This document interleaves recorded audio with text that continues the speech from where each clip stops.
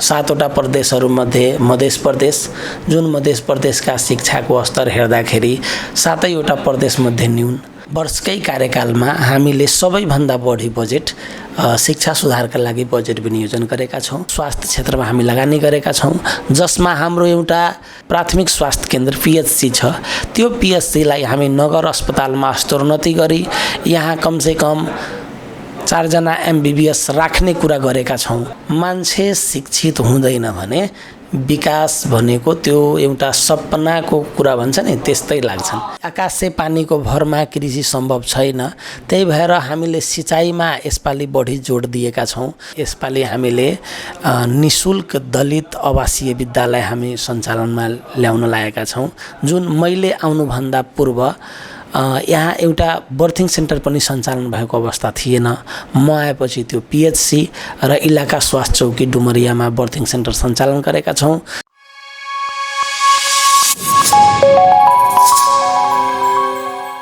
दर्शकबिन, स्वागत छ यहाँहरूलाई प्रेस 4K टेलिभिजनमा।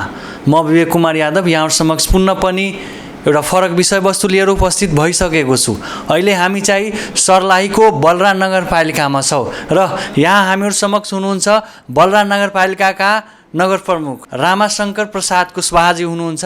आजको उहाँसँगको हाम्रो विशेष अन्तर्वार्ता उहाँको पालिकामा उहाँले आफ्नो विशेष पहलमा विकासका विभिन्न पक्ष शिक्षा, स्वास्थ्य, कृषि, भौतिक पूर्वाधारसँग सम्बन्धित बाटोघाटो संरचना यी पक्षहरूमा उहाँले सकारात्मक पहल के चाल्नु भएको छ, उहाँको विशेष पहलमा यी पक्षहरूमा के कस्ता सुधार ल्याउनु भएको छ भनेर उहाँसँगको आजको अन्तर्वार्ता हुनुहुन्छ, जस क्रममा उहाँलाई पहिला स्वागत गर्छु। हजुर, स्वागत छ यहाँलाई प्रेस 4K टिभीमा। धन्यवाद। आरामै हुनुहुन्छ? एकदमै आरामै छु। के छ, आजभोलि कता व्यस्त हुनुहुन्छ? अब आजभोलि त अब पालिकाका नियमित कार्यमा व्यस्त छौँ। अब यता विकास निर्माणका कामहरू अब असार मसान्त लागेपछि त्यो आर्थिक कारोबारहरू बन्द भएका छन्। अहिले पालिकाका नियमित कामहरू विद्यालय, स्वास्थ्य चौकी अनुगमनका कामहरू, जनताका गुनासो सुन्ने कामहरू, त्यही अहिले नियमित। विकासको कुरा गर्दाखेरि पहिला शिक्षा हो, जो शिक्षामा यहाँको के कस्ता जोड छ? अब मैले आएदेखि अब यस पालिकाको शिक्षालाई अब व्यवस्थित बनाउने र सामुदायिक विद्यालयको शिक्षा गुणस्तरीय बनाउने सोचका साथ हामी शिक्षाका विभिन्न अब जुन विकासका कुराहरू छन्, जहाँ भौतिक विकासका कुराहरू आउँछ, शैक्षिक विकासका कुराहरू आउँछन्, त्यसमा हामी जोडका साथ लागि परेका छौँ।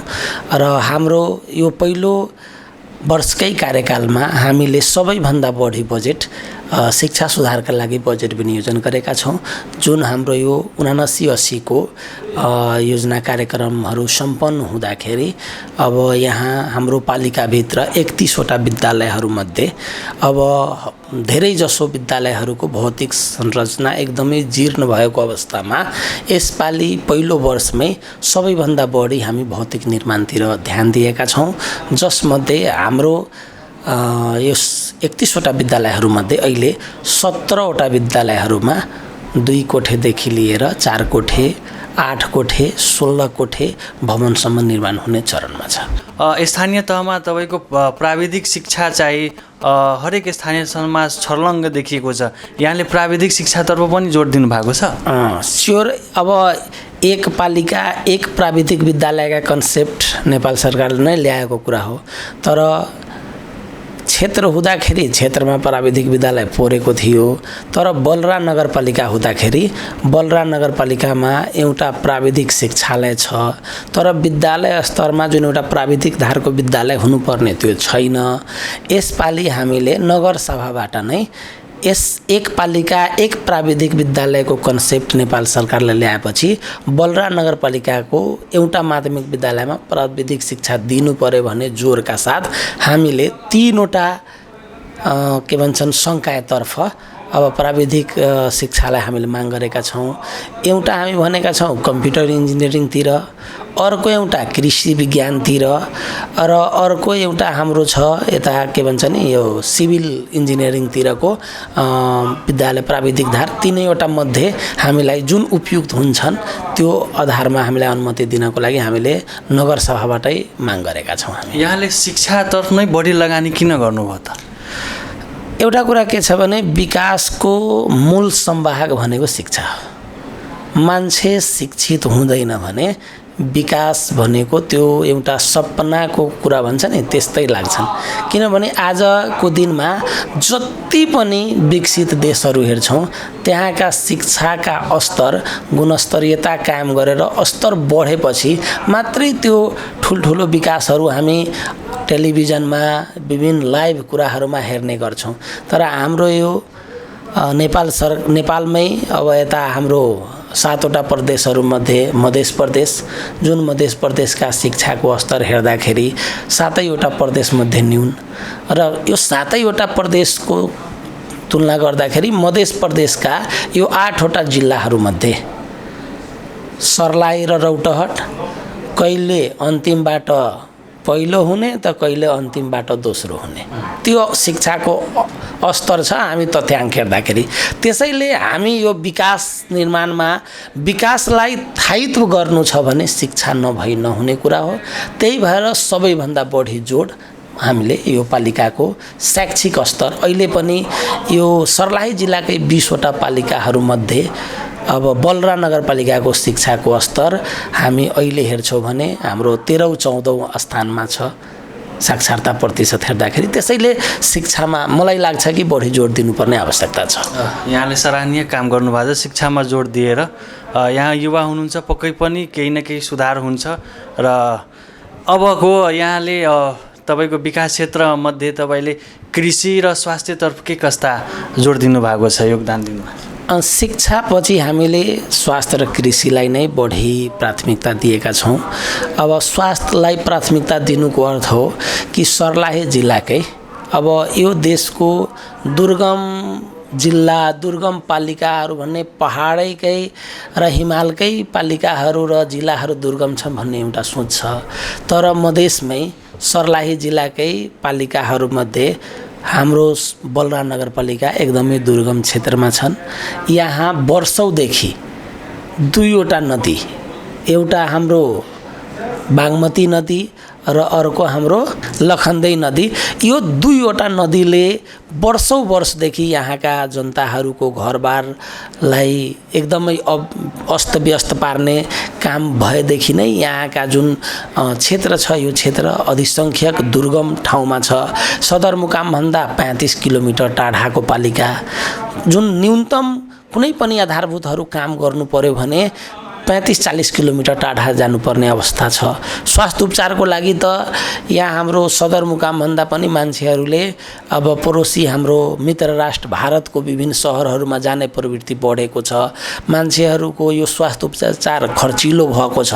त्यसैले बलरा नगरपालिकाका जनताहरूलाई स्वास्थ्य सुविधा यही पालिकाभित्र होस् भन्ने मनसायले स्वास्थ्य क्षेत्रमा हामी लगानी गरेका छौँ, जसमा हाम्रो एउटा यही बलरा नगरपालिका अन्तर्गत एउटा प्राथमिक स्वास्थ्य केन्द्र पिएचसी छ।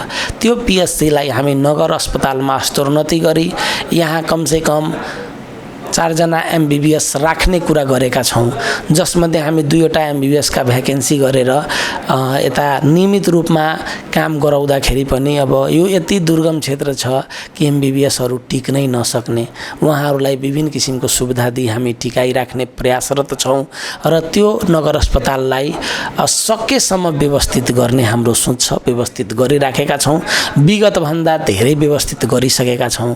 जुन मैले आउनुभन्दा पूर्व यहाँ एउटा बर्थिङ सेन्टर पनि सञ्चालन भएको अवस्था थिएन। म आएपछि त्यो पिएचसी र इलाका स्वास्थ्य चौकी डुमरियामा बर्थिङ सेन्टर सञ्चालन गरेका छौँ, जसमा त्यो गर्भवती महिलाहरूलाई त्यहाँ स्वास्थ्य चौकीसम्म पुग्नलाई एम्बुलेन्सहरू निशुल्कमा हामी आवत जावतको लागि सुविधा दिएका छौँ र एकदमै त्यस्तो गर्भवती महिलाहरूलाई कुनै किसिमको समस्या भयो भने यो हाम्रो पालिकाभन्दा रिफर गर्नु पर्यो भने हामी बेटर सेन्टरसम्मको लागि पनि हामी एम्बुलेन्स निशुल्क गरेका छौँ र स्वास्थ्यमा औषधिदेखि लिएर यहाँ हाम्रा स्वास्थ्य उपचारका लागि जुन ल्याबका कुराहरू छन् त्यो ल्याब स्तरीय हामी प्रदेश सरकारको सहयोगमा एउटा स्तरीय पिएचसीमा ल्याब स्थापना गरेका छौँ र नियमित रूपमा बिरामीहरूलाई अस्ति पुगोस् भनेर निःशुल्क रूपको अस्ति उपचारको लागि हामी त्यो काम गरिरहेका छौँ। कृषिमा अहिले चाहिँ कृषिमा किसानलाई विभिन्न किसिमका समस्या खेप्नुपर्ने अवस्था छ, जसरी कि तपाईँको मल खादको अभाव भइ नै हाल्छ होइन, त्यस्तै तपाईँको विद्युतको अभावले गर्दाखेरि तपाईँको मोटर सञ्चालन उनीहरू गर्न पाउँदैनन्। त्यस्ता केही योजनाहरू विद्युत प्राधिकरणसँग समन्वय गरेर त्यस्ता केही कृषि मिटर जस्ता योजनाहरू राख्न लाउनु भएको छ? यहाँ के छ भने कृषिमा हामीले पनि अब यो कृषकहरू हाम्रो स्पेसल्ली यहाँका जनताहरूको मुख्य स्रोत भनेको कृषि पेसा हो। त्यसलाई मध्यनजर गरी हामीले यसपालि अब कृषकहरूलाई आकाशे पानीको भरमा कृषि सम्भव छैन, त्यही भएर हामीले सिँचाइमा यसपालि बढी जोड दिएका छौँ। जुन सिँचाइको लागि हाम्रो बलुरा नगरपालिकाको एउटा वार्ड नम्बर 10 मा अवस्थित धेरै पुरानो सुदामा सिँचाइ भनेर सुदामा ब्यारेज छन्, जुन जीर्ण भएको अवस्था थियो, त्यसकालाई हामीले मर्मत सम्भार गरेर यसपालि नियमित रूपमा त्यो सुदामा ब्यारेज सञ्चालनमा छ। अहिले पनि हाम्रो 7 देखि 8 वटा वडासम्मका जनताहरूको जुन सिँचाइ सुविधा छ त्यो सुदामा ब्यारेजले हुँदैछ। त्यसबाहेक जहाँ सुदामा ब्यारेजको सिँचाइ पुग्दैन त्यसको लागि यसपालि हामीले स्यालो ट्युबवेल पालिकाबाट स्यालो ट्युबवेल वितरण मात्रै होइन, जडान गरी हामीले स्यालो ट्युबवेलबाट पनि त्यो चलाउन सक्ने, कृषि सिँचाइ लिन सक्ने त्यो कुरा गरेका छौँ। अर्को कुरा विद्युत प्राधिकरणसँगको सहयोगमा हामीले कृषि मिटर लिने किसानहरूको लागि जुन हाम्रो विद्युत महसुल छ त्यो हामी पालिकाभरिका किसानहरूको लागि निःशुल्क गरिदिएका छौँ। पालिकाले तिर दिने कुरा गरेको छ। अहिले पनि कृषकहरूले यहाँ मिटरको बिल ल्याउँदाखेरि पालिकाले तिर्छ। र अर्को कुरा हामीले ऊर्जा मन्त्रालयसँग विभिन्न समयमा ताकेता गर्दाखेरि ऊर्जा मन्त्रालयले हाम्रो पालिकाभरि 62 वटा डिप ट्युबवेल, जुन एउटा स्मार्ट डिप ट्युबवेलले 60 बिघा खेती गर्छन्, त्यसको लागि पनि हामी बलुरा नगरपालिकाले त्यहाँ सम्झौता गरिसकेका छन्। त्यो टेन्डर पनि भइसकेको छ र त्यो अब जडान हुने प्रोसेसमा छन्, जसमा किसानहरूलाई अब त्यो एटिएम कार्ड वितरण गर्ने, त्यो वाटर एटिएम, अनि त्यो वाटर एटिएममा पैसा त्यो भर्ने र त्यो पैसा भर्ने काम पनि जस्तै विद्युत प्राधिकरणलाई हामीले कृषि मिटरमा निःशुल्क गरेका छौँ, छुट गरेका छौँ, त्यस्तै त्यसमा पनि किसानहरूलाई त्यो कार्ड वितरण गर्ने, तर त्यसको सम्पूर्ण दायित्व पालिकाले लिने। किसानहरूको लागि सिँचाइ सुविधा एकदमै सुलभ तरिकाले होस् भन्ने तरिकाले हामी काम गर्दैछौँ। यहाँ चाहिँ एउटा युवा हुनुहुन्छ, तपाईँले युवा प्रोत्साहनका लागि, युवा वर्गमा प्रोत्साहनका लागि त्यस्ता केही योजनाहरू राख्न लाउनु भएको छ? त्यस्ता योजनाहरू छन्। स्पेसल्ली यसपालि हाम्रो यो गत सालदेखि नै युवाहरूको लागि एकदमै जुन पढ्ने युवाहरू छ, इच्छुक युवाहरू छन्, उहाँहरूको लागि हामीले लोक सेवायोग क्लासेज, शिक्षक सेवायोग क्लासेज र सुरक्षा निकायका विभिन्न सुरक्षा निकायका क्लासेजहरू निःशुल्क रूपमा हामी गराउँदैछौँ। यसभन्दा पहिला आर्थिक वर्षमा पनि लगभग 150 जति विद्यार्थीहरूले निःशुल्क रूपमा यहाँ कक्षा गरेर परीक्षा दिएका छन्। धेरै विद्यार्थीहरू सफल भएका छन्। यसपालि पनि त्यसलाई हामी निरन्तरता दिएर त्यो कामहरू गर्दैछौँ। निःशुल्क रूपमा निःशुल्क क्लासेसहरू पाइराखेका छन्। अनि युवाहरूको लागि त्यही कुरा भन्दैछौँ, युवाहरूको लागि खेलकुद क्षेत्रमा पनि विद्यार्थी भाइ बहिनीहरूको लागि राष्ट्रपति रनिङ सिल्डमा विभिन्न आयामहरू छन्, त्यो व्यायामका र खेलकुदका, त्यसमा विद्यार्थी भाइ बहिनी सहभागी हुन्छ भने युवाहरूको लागि हामी यसपालि गरेका क्रिकेट टुर्नामेन्ट हामीले युवाहरूको प्रोत्साहनको लागि 11 वटा वडाका युवाहरूलाई क्रिकेट टुर्नामेन्ट गराई र प्रोत्साहन स्वरूप हामीले उनीहरूलाई अब यो खेलप्रतिको जस्तै अब हाम्रो क्रिकेट खेल पनि अन्तर्राष्ट्रिय लेभलको नेपालको पनि खेलाडीहरू खेल्ने भएकोले हाम्रो पालिकाबाट पनि छनौट होस् भन्ने मनसायले हामी त्यस्ता किसिमका खेललाई प्रवर्धन गर्दैछौँ। त्यसमा पनि हामी गरायौँ। लगभग 15 दिनको टुर्नामेन्ट प्रतियोगिता भयो। त्यहाँ युवा भाइहरूले, खेलाडीहरूले राम्रै पर्फर्मेन्स गर्यो। यसपालि पनि छ जुन हामी चाँडैभन्दा चाँडै गराउँछौँ। अनि महिला हिंसा तथा घरेलु हिंसाहरू जुन हुन्छ, यी हिंसाहरू अन्त्यका निमित्त केही त्यस्ता जनचेतनामूलक कार्यक्रमहरू ल्याउनु भएको छ?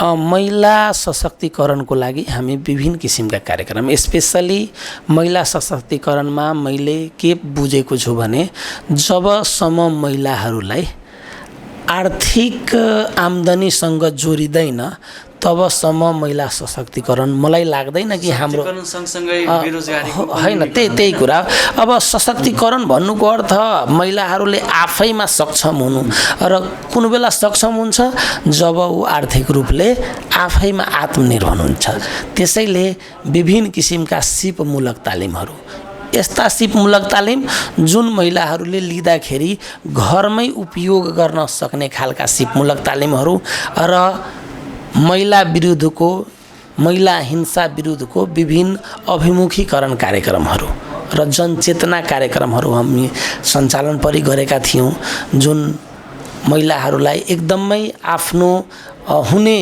आफूप्रति हुने अत्याचारबाट हिंसाबाट कसरी उनीहरूले त्यो एउटा परिवार नै अशान्त भएको अवस्था थियो भने त्यस्ता किसिमको जनचेतनाहरू दिँदाखेरि अहिले त्यस्ता जुन महिला हिंसाका कुराहरू छन् त्यसमा निरुत्साही केही न केही निरुत्साहित भएका छन् र आगामी दिनमा पनि हामी महिला सशक्तिकरणसँग स्पेसली किशोर किशोरीहरूलाई बढी फोकस गरेर बढी एज भन्दा पनि जुन एकदमै कम उमेरका छन् किशोर किशोरीहरू नवदम्पतिहरू जसमा शिक्षाबाट टाढा बसेका तर अब यही पालिकामा सर्भाइभ हुने खालका उहाँहरूलाई बढी लक्षित गरेर हामीले महिला सशक्तिकरणका विभिन्न सिपमूलकहरू कार्यक्रमहरू सञ्चालन गर्दैछौँ। यहाँले चाहिँ त्यस्ता केही फरक योजनाहरू ल्याउनु भएको छ यहाँले यी योजनाहरू भन्नुभयो यी शीर्षकका योजनाहरू त ठिक छ यो चाहिँ सराहनीय गर्नुभयो यस्तो त कुरा हामीले त्यो शिक्षामा ल्याएका छौँ जुन शिक्षामा के छ भने यसपालि हामीले निःशुल्क दलित आवासीय विद्यालय हामी सञ्चालनमा ल्याउन लागेका छौँ जसमा दलित विद्यार्थीहरू मात्रै पालिकाका टोटल खर्चमा निःशुल्क रूपमा हामीले सञ्चालन गर्दाखेरि अब यसपालि हामीले 150 विद्यार्थीलाई टार्गेट गरेर निःशुल्क रूपमा दिने कुरा गरेका छौँ र त्यसलाई कक्षा स्तरोन्नति गर्दै त्यसलाई 10 सम्म एउटा दलित आवासीय किनकि स्पेसली हाम्रो पालिकामा दलितहरूको जुन शैक्षिक स्तर हेर्दाखेरि एकदमै न्यून छ र यो साक्षरता जुन दर छ त्यो बढाउनलाई दलित र विपन्नहरूको शैक्षिक स्तर उकास्नको लागि हामीले निःशुल्क रूपमै दलित आवासीय विद्यालयको स्थापना गर्न लागेका छौँ त्यसको लागि हामी बजेट विनियोजन गरेका छौँ।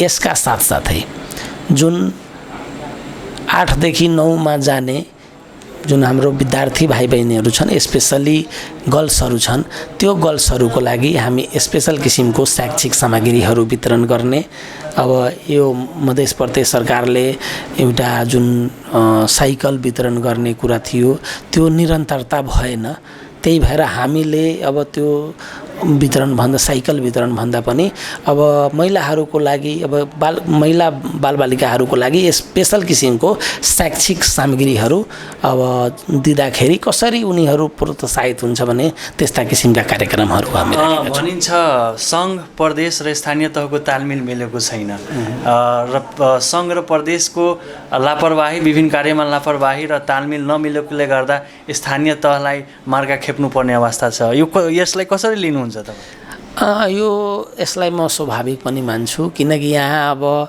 अब यो स्थानीय तहदेखि लिएर प्रदेश सरकार र सङ्घ सरकार सबै कुरा दलीय एउटा मतलब नेतृत्वमा चल्दैछ। अब त्यहाँ के छ भने स्थानीय तहमा कुनै दलको नेतृत्व प्रदेशमा अर्कै दलको नेतृत्व र सङ्घमा अर्कै दलको नेतृत्व हुँदाखेरि सङ्घ प्रदेश र यो स्थानीय तहको धेरै ठाउँमा समन्वय गरेको देखिँदैन त त्यस विषयमा होइन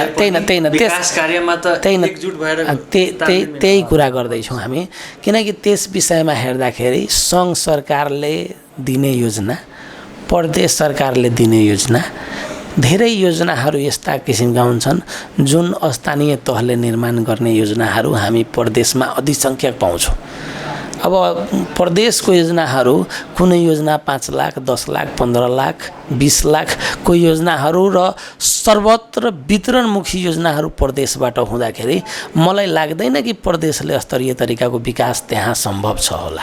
किनकि त्यो 5 लाखको सडक मर्मत 10 लाखको सामुदायिक भवन त्यो त पालिकाले गर्न सक्ने योजनाहरू हो नि त।